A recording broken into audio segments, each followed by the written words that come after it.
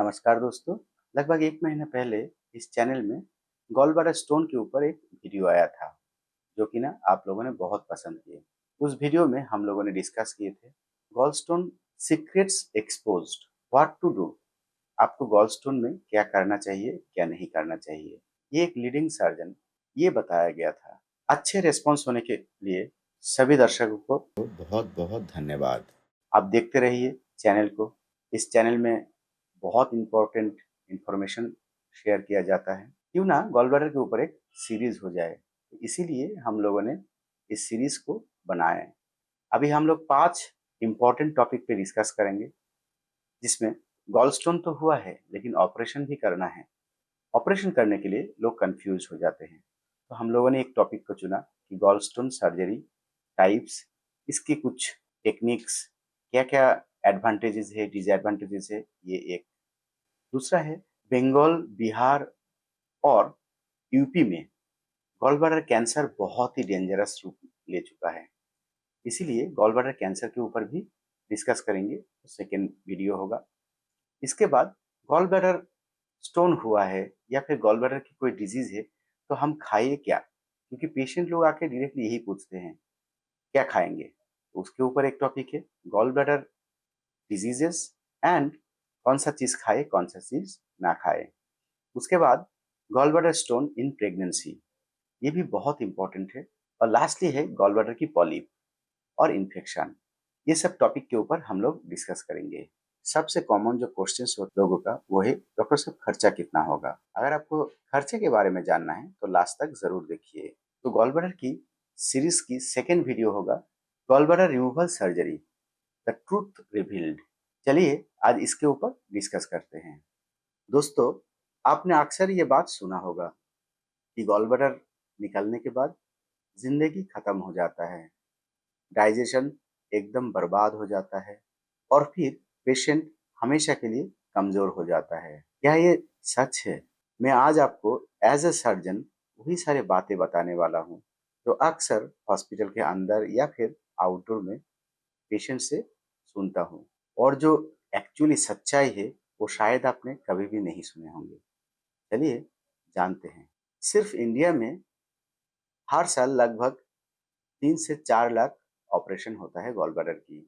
लेकिन फिर भी इतना ऑपरेशन होने के बाद भी लोग ऑपरेशन के नाम से डर जाते हैं, और डरने के बाद डिले करते हैं।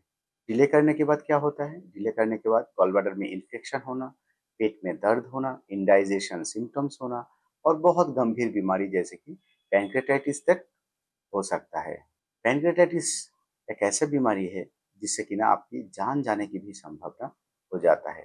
तो फिर गॉल ब्लैडर की पथरी एकदम सिंपल है नहीं, ये एक डिजीज है और इसको ट्रीटमेंट इमीडिएटली करना बहुत इंपॉर्टेंट है।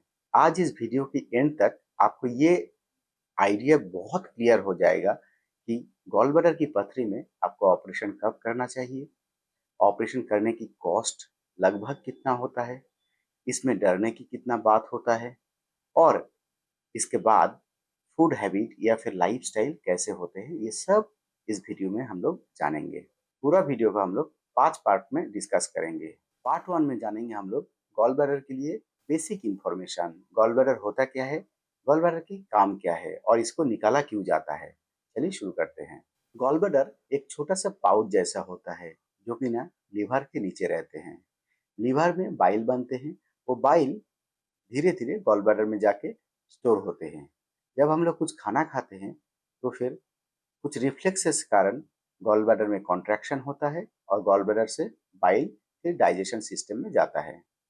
ये एक बेसिक गॉल ब्लैडर की फंक्शन है।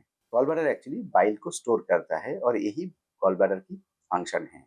प्रॉब्लम तो तब हो जाता है जब गॉल ब्लैडर की स्टोन होते हैं, और ये स्टोन बहुत ही कॉमन है, स्पेशली नॉर्थ इंडिया में, बिहार में और वेस्ट बंगाल की एरिया में। ये स्टोन होने की बहुत बड़े कारण है क्योंकि इस बेल्ट में, इसको गंगा बेल्ट भी बोला जाता है, यहाँ पर सबसे ज्यादा जो स्टेपल फूड है वो है व्हीट। इसके साथ बहुत फ्राइड चीज खाया जाते हैं और ऑयली फूड खाए जाते हैं। चलिए जान लेते हैं गॉल ब्लैडर निकालने की सबसे कॉमन कॉजेस क्या है। नंबर 1 पे है रिपीटेड गॉल ब्लैडर में पेन हो रहा है, आपके राइट साइड में पेट के ऊपरी भाग में बार बार आपको पेन होगा, इसको बिलियरी कोलिक भी बोला जाता है। नंबर 2 पे है इन्फेक्शन हो जाना या फिर पास हो जाना, मतलब कोलेसिस्टाइटिस हो जाना या फिर एम्पायमा हो जाना। कभी कभी गॉल ब्लैडर में इन्फेक्शन के कारण पास बन जाता है, जिसे एम्पायमा बोला जाता है, जो कि ना बहुत कॉमन होता है डायबिटिक लोगों में या फिर इम्यूनो कॉम्प्रोमाइज जो लोग होते हैं उनमें। नंबर 3 पे है जॉन्डिस हो जाना या फिर पैनक्रियाटाइटिस हो जाना। ये दोनों ही गॉल ब्लैडर की पथरी के कारण होता है। ये दोनों सिचुएशन ही बहुत डेंजरस होता है और लाइफ थ्रेटनिंग होता है। नंबर 4 है गॉल ब्लैडर की पॉलिप होना और कुछ कुछ लीजन होना। ये सब गॉल ब्लैडर निकालने की ऑपरेशन की इंडिकेशंस है। चलिए अब पार्ट 2 में चलते हैं। सर्जरी के बारे में हम लोग जानते हैं, सर्जरी क्या होता है, कैसे होता है, टाइप्स क्या क्या होता है। गॉल ब्लैडर ऑपरेशन, इसमें लेपारोस्कोपिक सर्जरी मतलब की होल सर्जरी भी बोला जाता है, जिसमें कैमरा डाल के किया जाता है। छोटा छोटा 3 से 4 पेट में छेद करके पेट के अंदर कैमरा डाल के और इंस्ट्रूमेंट डाल के गॉल ब्लैडर को निकाला जाता है। ये पूरा दुनिया भर में गॉल ब्लैडर रिमूवल की गोल्ड स्टैंडर्ड ऑपरेशन है। रिकवरी यूजुअली 1 दिन में पेशेंट को डिस्चार्ज किया जा सकता है, लेकिन बहुत सारे हॉस्पिटल में 2 या 3 दिन रखते हैं। 7 डेज के अंदर आप पूरा नॉर्मल फंक्शन कर सकते हैं अगर कोई प्रॉब्लम नहीं हुआ तो। इंडिया में लगभग 95% गॉल ब्लैडर की जो ऑपरेशन होता है वो लेपारोस्कोपिकली ही किया जाता है। नेक्स्ट है ओपन सर्जरी। ओपन सर्जरी तब किया जाता है अगर इंफ्रास्ट्रक्चर नहीं है या फिर पेशेंट की जो क्लिनिकल पिक्चर है उसमें कुछ रिस्क है, जैसे कि नहीं एक्यूट इन्फेक्शन हुआ है या फिर पास हो गया है या फिर बहुत ज्यादा आसपास के स्ट्रक्चर के साथ लगा हुआ है। ये सब सिचुएशन में ओपन सर्जरी बेस्ट होता है। यूजुअली हॉस्पिटल से डिस्चार्ज 3 to 4 डेज में किया जाता है और रिकवरी 2 हफ्ते के अंदर लगभग फुल रिकवरी हो जाता है। चलिए अब पार्ट 3 में जान लेते हैं गॉल ब्लैडर सर्जरी की कुछ मिथ के बारे में और उसके एक्चुअली सच्चाई क्या है उसके बारे में। एक नंबर मिथ है गॉल ब्लैडर निकाले जाए मतलब गॉल ब्लैडर रिमूव हो गया तो आपकी डाइजेशन पूरा खत्म हो गया। ये कम्प्लीटली मिथ है, इसके साथ रियलिटी की कोई रिलेशन नहीं है। गॉल ब्लैडर जैसे मैंने पहले ही बताया, गॉल ब्लैडर एक स्टोरेज पाउच है, इसकी काम है स्टोर करना। इसकी गॉल ब्लैडर सिर्फ बाइल को स्टोर करते हैं। ऑपरेशन के 2 से 3 हफ्ते के बाद ये बॉडी कम्प्लीटली अडेप्ट कर लेते हैं और जब चाहे जितना चाहे उस हिसाब से बॉडी की बाइल सिक्रीशन हो जाता है। मिथ नंबर 2, सर्जरी के बाद हमेशा लूज मोशन होता है। चलिए इसको भी डिकोड करते हैं। एक्चुअली 5 to 10% लोगों में थोड़ा सा इंडाइजेशन की प्रॉब्लम होते हैं, जो कि ना ओवर 6 मंथ ऑफ पीरियड लगभग ठीक हो जाता है। ये बहुत मेजर प्रॉब्लम नहीं है, इसको एकदम स्टैम्प करना ठीक नहीं होगा कि सब लोगों का इंडाइजेशन हो जाता है।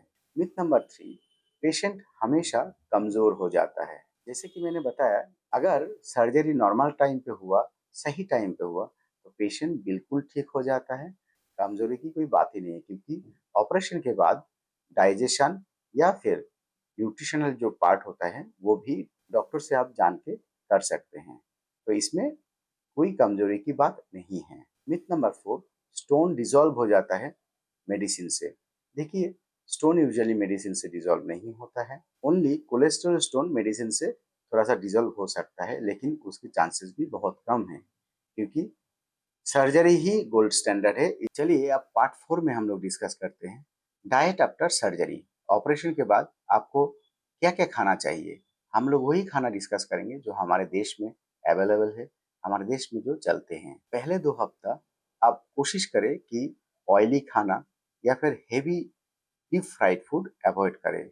इस टाइम में सबसे अच्छा है लाइट डाइट, जैसे कि ना खिचड़ी हुआ, कार्ड राइस हुआ या फिर बॉइल्ड सब्जी वाला राइस हुआ। इस टाइम में आपको अवॉइड करना चाहिए पकोड़ा खाना, समोसा खाना या फिर पूरी सब्जी खाना या फिर हेवी मटन कारी, हेवी चिकन, ये सब अवॉइड करना चाहिए आपको इस टाइम में। 1 महीने के बाद आप नॉर्मल डाइट में लौट सकते हैं, लेकिन उसमें भी आपको थोड़ा सा मॉडरेशन रखना चाहिए, क्योंकि 1 महीने के बाद आप इमीडिएटली अगर हेवी ऑयली डाइट में चले जाएंगे तो भी दिक्कत हो सकता है आपको। लॉन्ग टर्म में कोई रेस्ट्रिक्शन नहीं।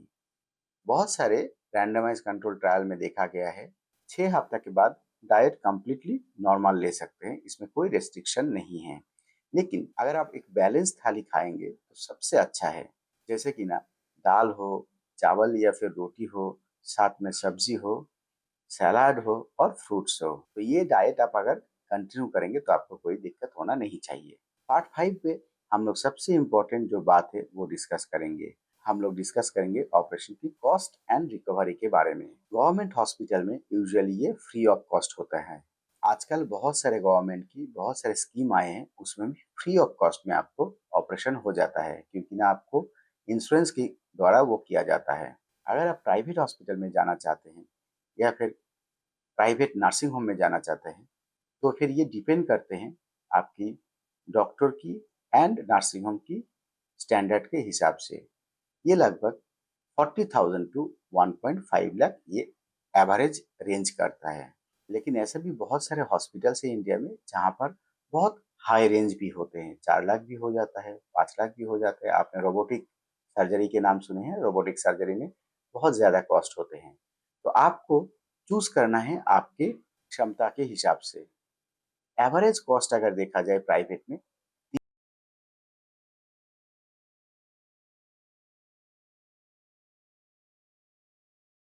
उसको अगर हम लोग नहीं ले तो लगभग इसी रेंज में खर्चा होता है। एक बहुत इंपॉर्टेंट बात है जो कि ना आपको जानना भी चाहिए। देखिए, कोई भी ट्रीटमेंट या फिर कोई भी ऑपरेशंस रिस्क के बिना नहीं होता है। कभी कभी हिडन रिस्क रहते हैं, कभी कभी पेशेंट की भी रिस्क होते हैं, कभी कभी ऑपरेशन की टेक्निक में भी कुछ रिस्क रहते हैं। तो ये सब डॉक्टर के साथ, इंडिविजुअल जो डॉक्टर है, आपके ट्रीटिंग फिजिशियन है या फिर सर्जन है, उनके साथ डिस्कस करके आप डिसीजन लीजिए। चलिए रिकवरी के बारे में बात करते हैं। रिकवरी लेप्रोस्कोपिक सर्जरी के 2 से 3 दिन के बाद आप नॉर्मल हो जाएंगे, लेकिन नॉर्मल जो एक्टिविटीज है वो 7 डेज में रिज्यूम होता है।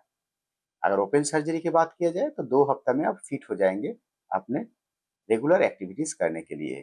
तो दोस्तों, गॉल ब्लैडर ऑपरेशन एकदम सेफ है, बहुत कॉमन ऑपरेशन है इंडिया में, और सर्जन्स बहुत एक्सपर्ट भी है इस ऑपरेशन करने के लिए।